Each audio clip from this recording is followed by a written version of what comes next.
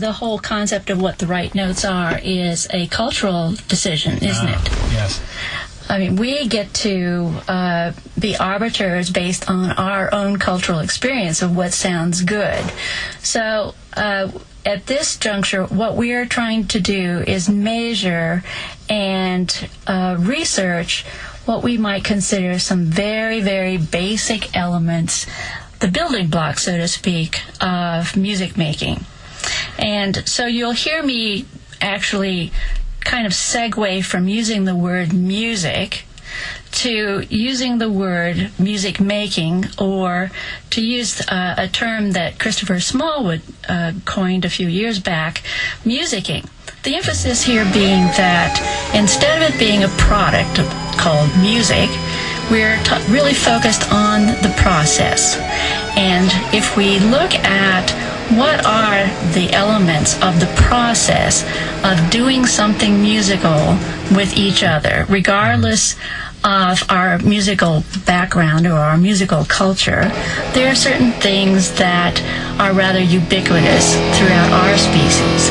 And some of those things have to do with we can feel a beat and we can move in time to that beat. So that makes it possible for us to say things together.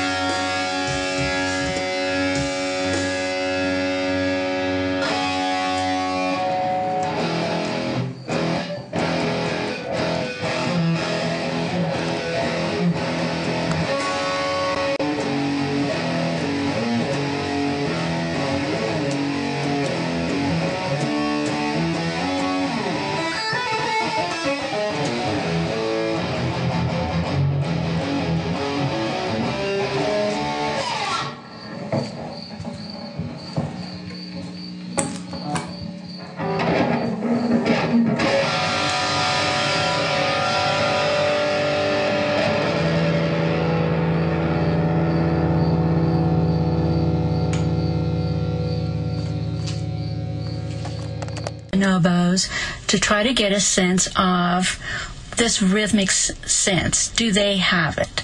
Is there synchrony? Can they actually feel a beat and engage with that beat in what we might call a multimodal way? I mean, can you clap to it? Can you move a key up and down to it? Can you play a drum to an existing external beat? That's a synchrony. Now, here's where it gets even more exciting for us, because humans can not only entrain to a beat, but we can subdivide this beat into parts. So we can go t t t t t t t t, or into threes, t t t t t t t t t, so on. That's called beat entrainment. And we think that we are looking at some preliminary evidence that not only do these bonobos have the ability to entrain that big beat, but that they have the ability to subdivide that beat. And that's really what you're listening to when you're listening to Pam, Benicia, and I improvise together. Fascinating. We've run out of time. I want to thank you very much for taking time to and sharing your music with us.